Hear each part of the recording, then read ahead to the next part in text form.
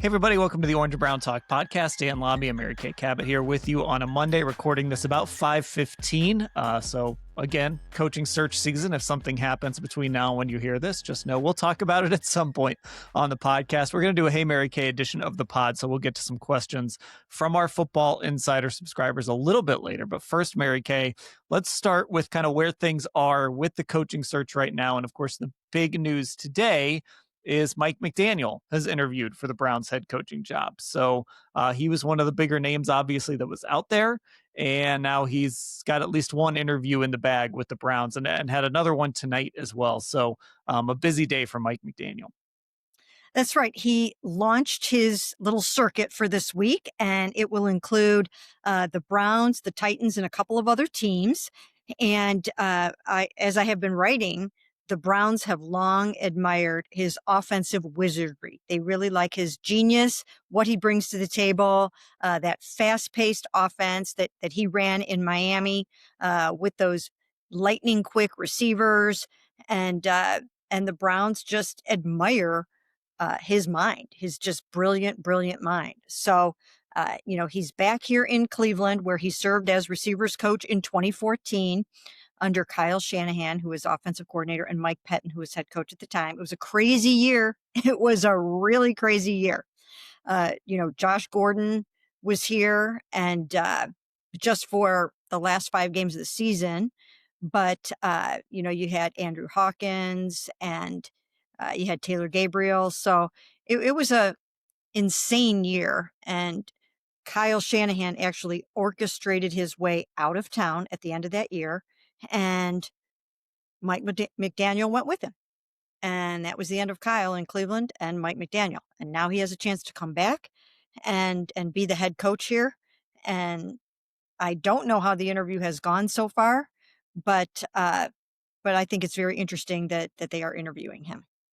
Yeah, for folks who don't remember, that was the year the Browns started. I think it was like 7-4 or something like that, and then they lost out and ended up finishing 7-9 and missing the playoffs. But that was the Brian Hoyer year. So Yes. one of the few mildly successful years this team has had since their return. So a lot of history there with that. It would be interesting that introductory press conference will be very interesting if they choose Mike McDaniel. And the other thing I was thinking too is when you look at McDaniel, and of course, we got a lot of questions about Jim Schwartz. He kind of is hovering over all of this, sort of what will happen with Jim Schwartz if they hire someone else as head coach. And I did go back when he first got the Miami job. He had an inherited defensive coordinator that he kept. And then they brought in Vic Fangio for a year. So he's worked with veteran defensive coordinators before, and I don't know if that's a good or a bad thing for keeping Schwartz. I don't know if Mike McDaniel would say, no, I want to bring my guys with me this time. I want to have more control over that. But it is an interesting kind of sales pitch to sort of say, hey, you come in and run things, but we've got this defense is a well-oiled machine over here. You work your magic on offense and let's go win a bunch of games. Well, that's basically the pitch to some of these head coach candidates. But as you have now obviously seen, and I just wrote recently that Jim Schwartz, who they want to keep as their defensive coordinator, had a head coach interview of his own today in Baltimore, where he would be returning not only to his hometown, but also to the team that gave him his start in coaching, not just in the NFL, but in coaching in Baltimore when they moved to Baltimore from Cleveland in 1996. He was a defensive assistant there for 3 seasons, then moved on to the Titans and so on and so forth. But, it'll be interesting to see how this plays out. If he does not want to stay here, or if he has other opportunities, that's going to factor into this whole thing. And I don't think the Browns really know exactly how this is going to play out yet. If they don't hire Jim Schwartz as head coach, they run the risk of losing him. That's just point blank. That's how that's going to go. They won't necessarily lose him, but they could lose him. So I'm not sure if Mike McDaniel would want to keep Jim Schwartz or would want his own guys. Sometimes when you have a chance to hire your own staff, you want to do that for many different reasons, including loyalties and allegiances and influence in the building and whatnot. So we'd have to see how that would go. And then, of course, there are other extenuating circumstances. They are not out of the John Harbaugh sweepstakes yet either. So that's in play as well. And there's just so much going on with this head coaching carousel right now. Yeah, Harbaugh kind of looms over all of these coaching searches, sort of whatever decision he's going to make. And this week he's kind of starting to get back into things a little bit. And then of course there's two other names that have popped up that kind of fit that young offensive mind mold, and that's Nate Scheelhaase, who's the Rams passing game coordinator, and then Grant Udinski, who is the Jaguars offensive coordinator.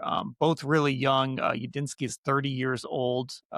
Graduated college in 2018. So he graduated college after Mike McDaniel was the wide receivers coach for the Cleveland Browns. So he's a really young guy. Again, because he's been a coordinator, his resume is a little more polished, I guess, than probably Scheelhaase's. But Mary Kay, when you talk about young offensive minds kind of trying to unearth that next guy, these are two of the names that we're starting to see pop up on the interview circuit.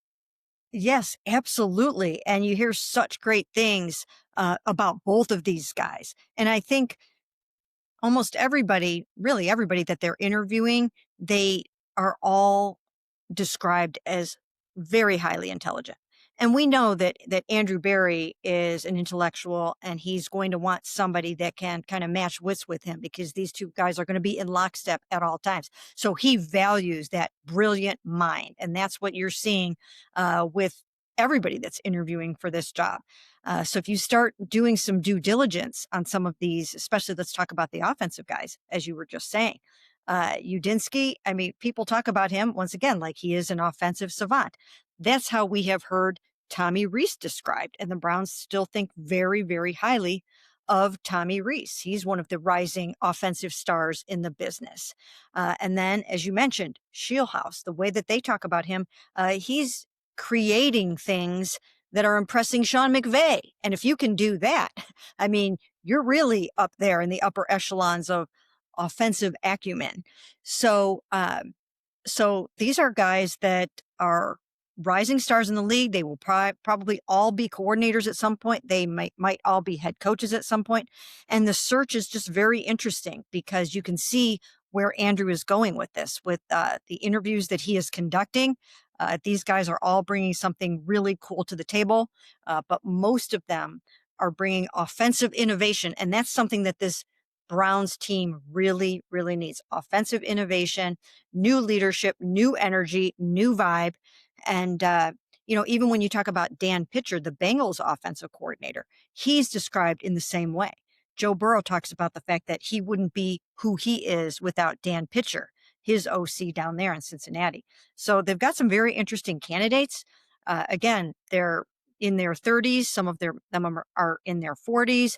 Todd Monken, he's on the older side, but they interviewed him for the head coaching job. And he, of course, was here before as coordinator under Freddie Kitchens. And I think he's going to be 60 in February. So just a little bit of a different vibe there, but they like what he brings just in terms of the leadership and being able to bring along a young roster. And that's something that you might want to approach that from a number of different avenues. Do you want an older guy to do that? Or do you want a 30-year-old guy to do that? Right? I mean, the 30-year-old guy isn't much older than the young guys that he's going to be coaching. So that would be an interesting dynamic. But lots going on with this search. And I am just very curious to see how this is going to work out.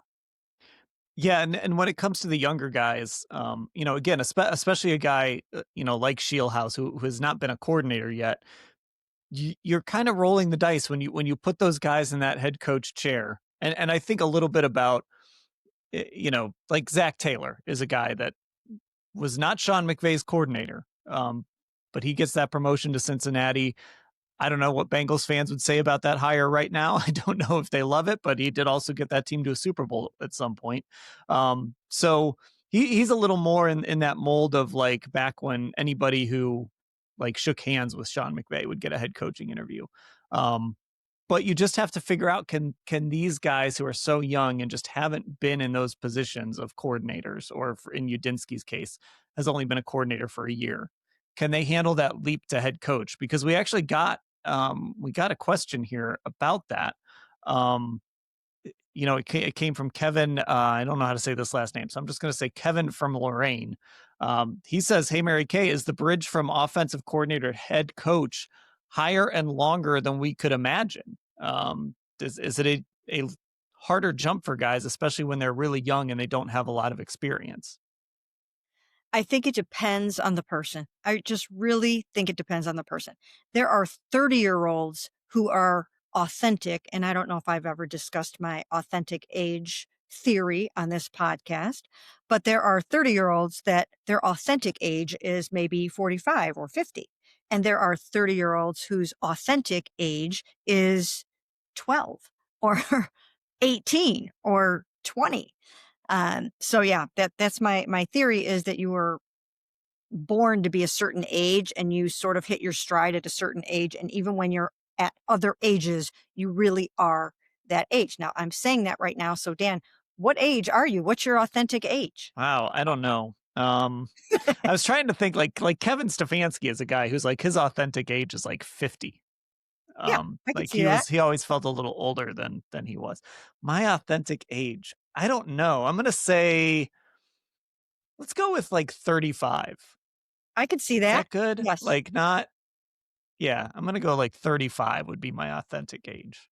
Yeah, I think that's it. I think that's what you are. Yeah. And yeah, that's good self-awareness. Um, I'm not going to tell you what mine We is. I was gonna say I wasn't even sure if I should ask, but I think it would be young though. I think your authentic age would be No, you you're might right. maybe My younger than authentic me even. Yes, my authentic age actually, I think, is 27. I hate to say it. Yeah, I mean, it's not. I think you could make the case. We should actually have all of our texters when they send in a "Hey MK," they need to put in their authentic age. Like, tell us what you think your authentic age is. Exactly. I remember I asked Myles Garrett that when I first interviewed him when he was a rookie. I asked him what his authentic age was, and I think he might have said like 32 or something like that, which I think tracks. Yeah, Um, yeah, right? I'll have to go back and look at that. But anyways, so you can be really young and really mature and wise and able to handle the head coaching chair. It's not an easy chair to be in. There are so many things. And if you're going to do that with a 30-year-old, and we're just saying that because Grant just received the request today, but if you're going to do that, then you have to have a senior offensive assistant to guide you, or maybe a senior offensive coordinator. And sometimes when you interview all of these people, sometimes some of them turn out to be your coordinators, not necessarily your head coach when it all shakes out, or some kind of other assistant for you. So if you do go with a super young coach who hasn't been a head coach, then you need him to have guidance. That's just coaching 101. That's how that would have to go. Or you have to keep Jim on the job and he's sort of your quasi helper in terms of the head coach piece. You have to have somebody that's done it, that's been there, and that understands the avalanche that will be coming down upon you of all things that you never even possibly considered would be happening in one day. So I think you can go about it a bunch of different ways. And if you find the right mind that you're looking for, I don't think age or experience matters as much as, leadership, intelligence, and those kinds of things. yeah. And I think that's the really big point is making sure you surround this coach with people that can help him out. Because even Kevin, I mean, Kevin was a coach forever before he finally got the Browns job, but he had also only been in one place in Minnesota. And we've talked about this, like it really helped him, especially to have Bill Callahan on staff. He told us a few times about kind of leaning on Bill, and I think he even told us his office was like right next to Bill's, so they could he could kind of go knock on his door and get advice. Alex Van Pelt was in the building for all those years with him. I think, he brought Kevin Rogers over.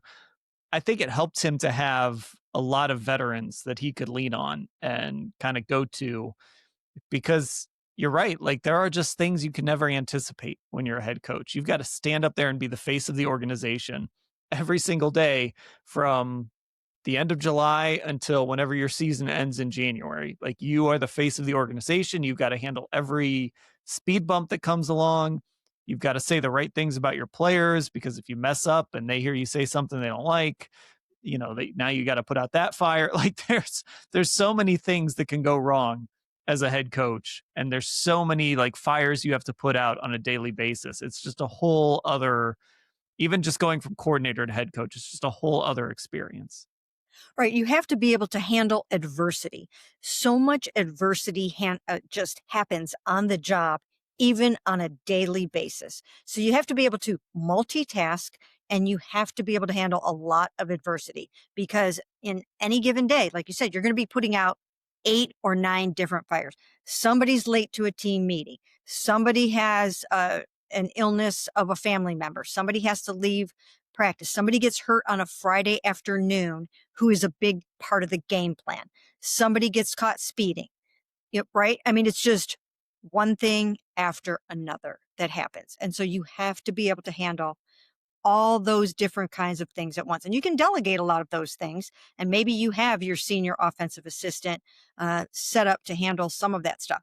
But for the most part, the buck stops at your desk, and everything comes down to you, including every call that is made on that football field. Every time you go for 4th and 1 and get questioned about, go for it on 4th and 1, you get questioned about it, or whatever the case may be. So you have to deal with all of that kind of stuff. And I personally think that it would be pretty hard for a 30-year-old who's only been a coordinator for a year.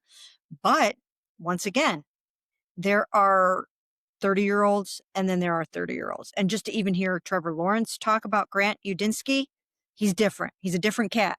So I'm not ruling it out.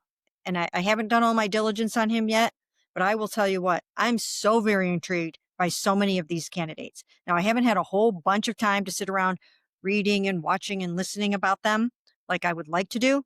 And I will do, because the stories are just coming fast and furious right now. But some of these guys are absolutely fascinating when you dive into their backgrounds a little bit. And I'm enjoying it very much. I wish I could be a fly on the wall for some of these interviews to hear some of what's going on in there. But they've got some really cool candidates. And some of these guys that don't end up here are going to do some amazing things in the NFL. Yeah, and I think it's worth noting too, like a lot of these guys are just wired different anyway, right? We always talk about the players, how competitive they are and how they're kind of wired different from other human beings. And I think the same goes for these coaches, especially guys who, you know, decide when they're in college, I'm going to be a coach. Like they know the lifestyle they're getting into. They know what they're taking on. They know how hard the job is, how competitive the job is. And they're just, I think we're seeing that more and more, is like these guys are starting younger. They realize they're going to be coaches younger, and they're climbing the ladder faster. And frankly, that's in part because teams are more open to younger guys now too. But like, me at age whenever I graduated college, I was not wired to be an NFL coach. Like I still am not wired to be an NFL coach. It's just it's a completely different, like I can't even fathom it, honestly. So these guys are just built different than like the rest of a lot of people. They really are. And, I do think that Andrew is putting together just a star-studded list. It's an eclectic list. It includes a number of defensive-minded head coaches. It includes a lot of offensive-minded head coaches. So they're kind of going right down the middle in terms of offensive side of the ball, defensive side of the ball. But again, all of them have in common just a really high football IQ, like crazy high football IQ. And then some really nice things in their background that include overcoming some of that adversity and figuring things out along the way, and passion for the job, and connected with success. Like Grant, for instance, he worked under Kevin O'Connell. So that says something. I mean, Kevin worked under Kyle Shanahan here. And I think, sometimes you see a common denominator with some of these guys that we're talking about. Kevin O'Connell comes from the Kyle Shanahan coaching tree. And so does Grant, basically, right? Because he worked under Kevin in Minnesota and worked with Sam Darnold and did great things with Sam Darnold, now in Jacksonville. So, so it's very interesting to see the connections. And then Dan Pitcher, and we've talked about him. Dan Pitcher worked in scouting with Andrew in Indianapolis, so he comes from the scouting side first, and basically talks about how that really laid the foundation for him becoming a really good football coach because he knows that side of the business too, and not many people know that. So I think that's a huge plus. There are just there are so many different things. Todd Monken, he's worked at the college level. He's worked with Lamar Jackson. He's worked with running quarterbacks. Uh, I just don't know where this is all going to end up, but it's a very thorough, comprehensive, and intriguing search to this point. Yeah, I was kind of looking through some of the McVay tree, Shanahan tree, like how all of those all kind of come together in one spot. And then of course McVay goes all the way back to starting his career under John Gruden. Like you can go it that tree just kind of keeps going back and back. It's got deep roots, that's for sure. And that Shanahan McVay tree kind of crosses paths and then sprouts off in a bunch of different directions. So it's interesting. I mean, it kind of does all go back to Shanahan in a lot of ways, like just everything. Kyle Shanahan or Mike Shanahan, or it's the Shanahans are just running the NFL. We'll just say that. So you mentioned Myles Garrett, and I want to get to this question that came from Dave Bowers in Avon as the Browns kind of go through this. Hey, Mary Kay.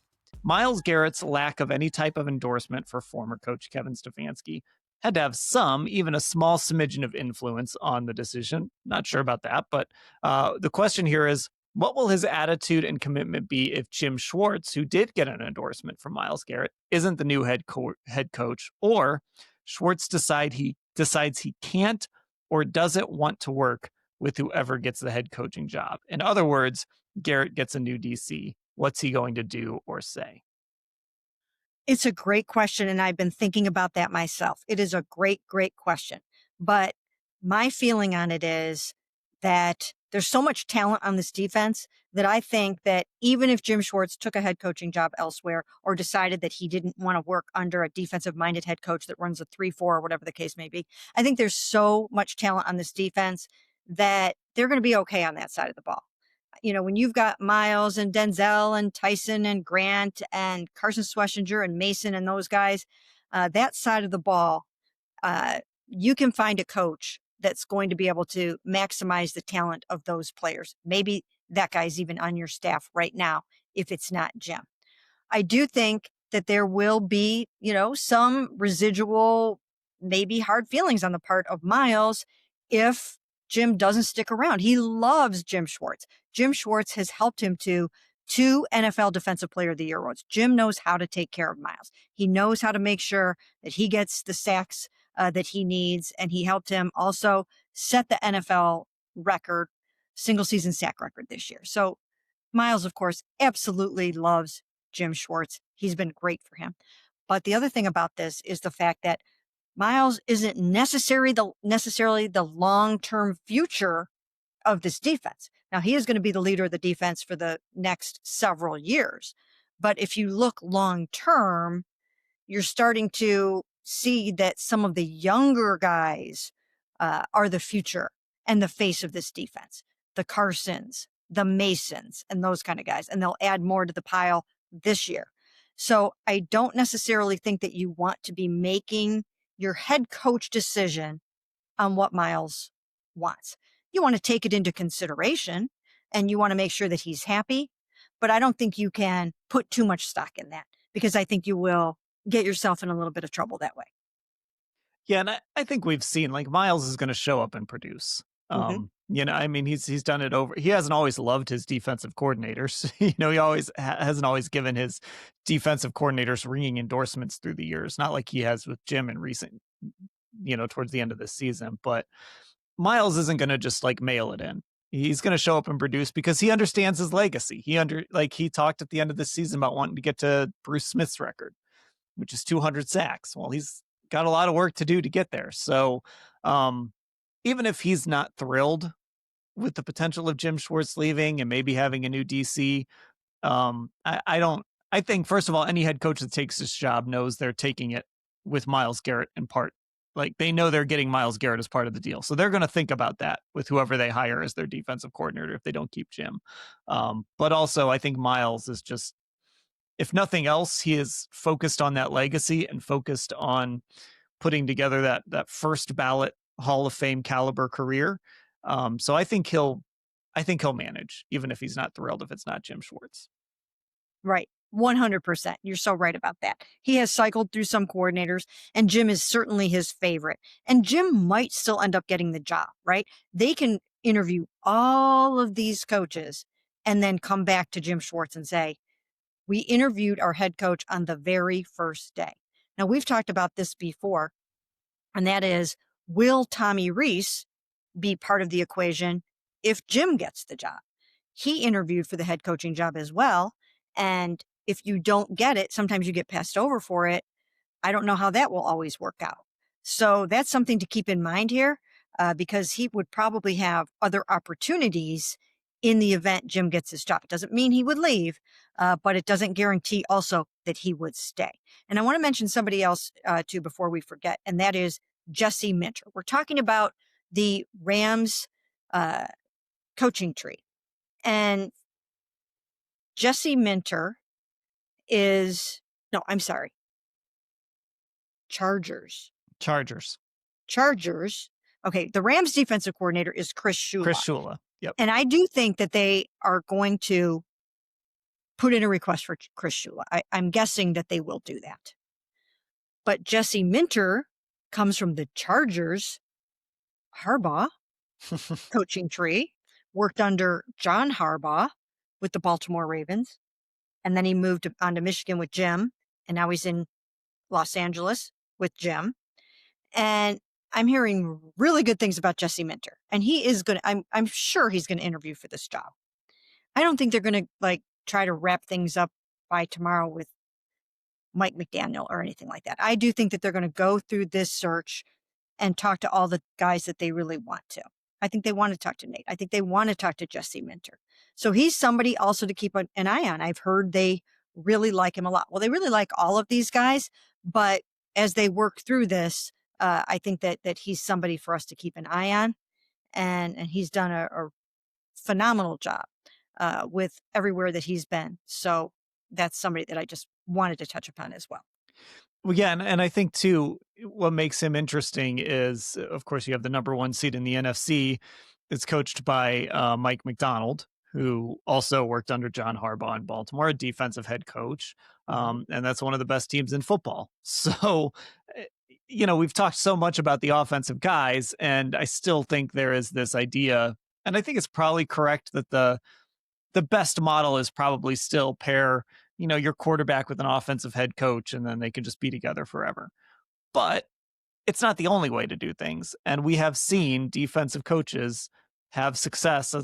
In particular this year, we're seeing defensive coaches have success. And even, a guy like Sean McDermott has been in Buffalo forever, and that's a situation where they paired a defensive coach with a young quarterback, and they've been able to figure that out. They haven't quite had the success that they wanted, as far as winning the Super Bowl yet, but that's been a really good football team for a long time. So there's a bunch of different ways to do this. It's not just, hire the young offensive mind, pair him with a quarterback and go start winning. You need to hire, for kind of what we just talked about, you need to hire the right guy to be the face of your organization. And sometimes that guy might be on the defensive side of the ball. Absolutely. If you look at some of the best teams in football right now, they are coached by defensive-minded coaches. I'm thinking of Mike Vrabel with the New England Patriots, but he's got an amazing offensive mind in Josh McDaniel working with Drake May, right? And then, as you mentioned, Mike McDonald, defensive coach of the Seattle Seahawks, and did a phenomenal job and went 14-3 this season. So it's happening a lot. I almost wonder if it's almost becoming the in vogue thing to do. Let the defensive guy be the head coach and then hire just an amazing coordinator to just focus on your offense, right? I mean, that's one way to look at it.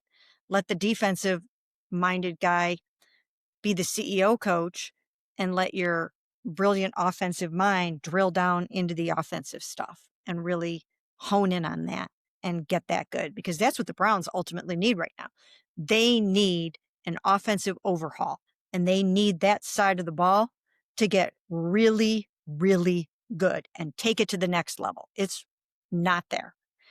I mean, can Tommy do that? So many people talk about Tommy in that regard, and I think if he had enough talent that he could do that. But is he ready to be a head coach? I don't know.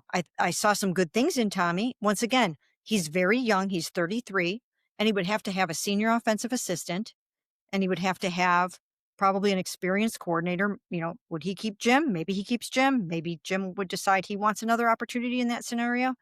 But you know, these are all different ways that you can go about this, and I don't think that there is any one surefire formula. And I think the Browns are touching all of the bases. Okay, here's one. This is sort of a different, still talking coaching, but a different side of it. Chris from Cicero, Illinois. Hey, Mary Kay. I'm curious where you think Kevin Stefanski will end up. That's a great question. That is a great question. The dominoes have to fall, and they start to fall pretty quickly sometimes. So the dominoes have to fall, and I think the first domino is John Harbaugh. And once he gets his job, then, I mean, Kevin might be pretty close to second after that. We'll have to see how the Mike McDaniel thing factors in. But Kevin is very highly thought of out there and is interviewing well. You know, maybe Kevin ends up in Atlanta. Maybe that's a good fit for him with Matt Ryan down there. He would have to obviously have a comfort level with the quarterback situation wherever he goes. But I could see him there. So I don't know. I don't know exactly where he's going to end up, but that's one of the places. And he's interviewing everywhere. I mean, he's interviewed with the Giants and the Raiders and the Titans. Now, do I really see him and his family in Vegas? Not really.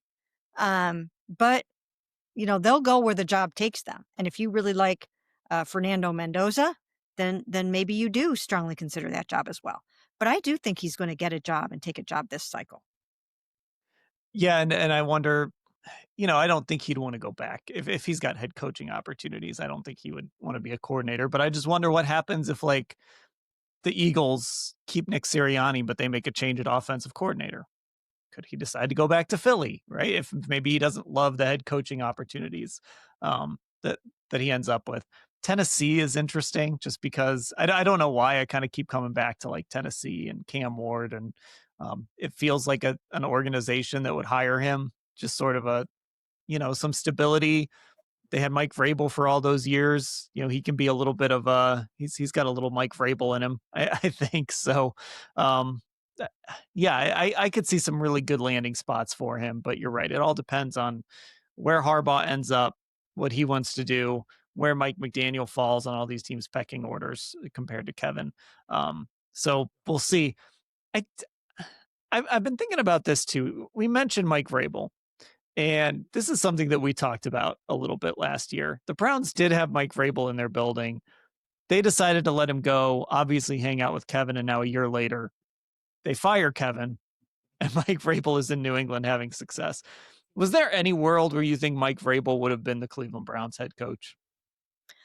Now, he may have been, but I think he would have wanted kind of a shakeup and an overhaul in the power structure because, he was under Bill Belichick for all of those years, and he's been out on his own for all of those years. And I think he recognizes the importance for him, at least, of having a lot of say over personnel matters and just a lot of say over how things were going to go in that regard. So I don't know. I don't know under this existing structure if he would have felt comfortable with that. Um, I'm not really sure how that would have gone. Yeah, it's interesting. And I think the idea of going to New England and having a quarterback already in place that he liked, I think that was probably a pretty big selling point. But there is a part of me that wonders if you could have just said to the Browns, hey, you know what? You're going to end up firing Kevin in a year anyway. If they would have been able to talk Mike into coaching his hometown team. But you're right. So, sort of similar to John Harbaugh, I think he probably would have wanted some concessions and wanted to have a little more control over things. Yes. And as far as John Harbaugh is concerned, I was told today that he hasn't narrowed his choices to the two teams that we had seen earlier, that he was narrowing his choices just to the Falcons and the Giants. Those might be his top two choices. But I don't think that he's ruling anything else out until you actually really sit in front of a team and you interview with them and you see what they're offering and you see what the money is. You really can't rule anybody out. You don't know you don't know what somebody else is willing to offer you in terms of money and power and all that kind of stuff. So they're not completely out of the mix yet. I've been told that they should know within the next day or two how this is going to proceed and if he is actually going to interview with them. But the notion that they are already completely out of it, that's not true at this moment. Okay, we'll wrap it up with that. A Hey Mary Kay edition of the Orange and Brown Talk podcast. The questions we did get to came from our Football Insider subscribers, cleveland.com/Browns. The blue banner at the top of the page to get subscribed and get involved with that. You can find us on Twitter, Orange Brown Talk. Instagram is Orange and Brown Talk. And of course, find our YouTube channel, Cleveland Browns, on cleveland.com. Mary Kay, I'll talk to you later. Sounds great.